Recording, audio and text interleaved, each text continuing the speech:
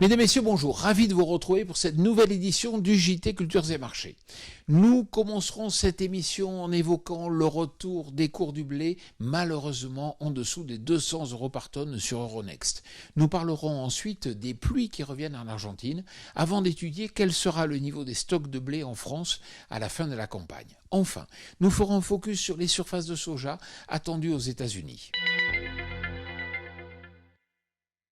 Cette semaine a été marquée par le passage des cours du blé en dessous des 200 € par tonne sur Euronext, une première depuis le mois de mars 2021, donc bien avant le début du conflit en Ukraine.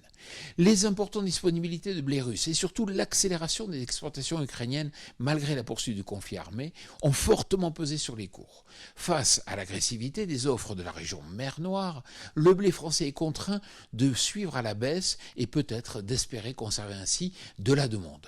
À plus long terme, seules des craintes sur les potentiels de production en Europe pourraient apporter du soutien car d'importantes récoltes sont une nouvelle fois attendues en Russie comme en Ukraine. Le développement des cultures en Argentine est toujours très surveillé. L'épisode de sécheresse et de chaleur du début de l'année laisse désormais la place à d'importantes pluies qui ont plutôt tendance à rassurer les analystes. Les conditions de culture du maïs se stabilisent à 27% des surfaces jugées en bonnes ou excellentes conditions, bien au-dessus des 11% de l'an passé. Les perspectives de production de maïs et de soja restent donc encourageantes et contribuent de fait au repli des marchés.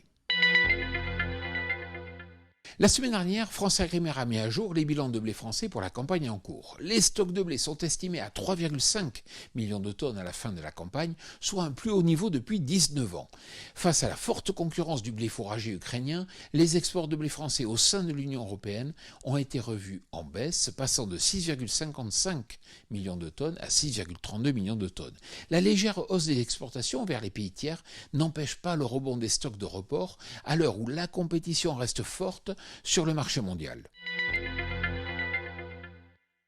35,4 millions d'hectares, ce sont les surfaces américaines de soja attendues en 2024 selon l'USDA, contre 33,8 millions d'hectares l'an passé. L'étude du ratio soja sur maïs sur le marché de Chicago montre une rentabilité bien plus intéressante pour le soja.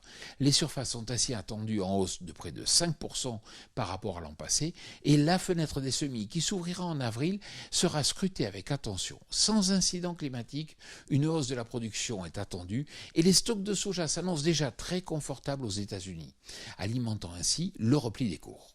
Voilà, le JT Culture et Marché, c'est terminé. Je vous souhaite bien sûr une excellente semaine.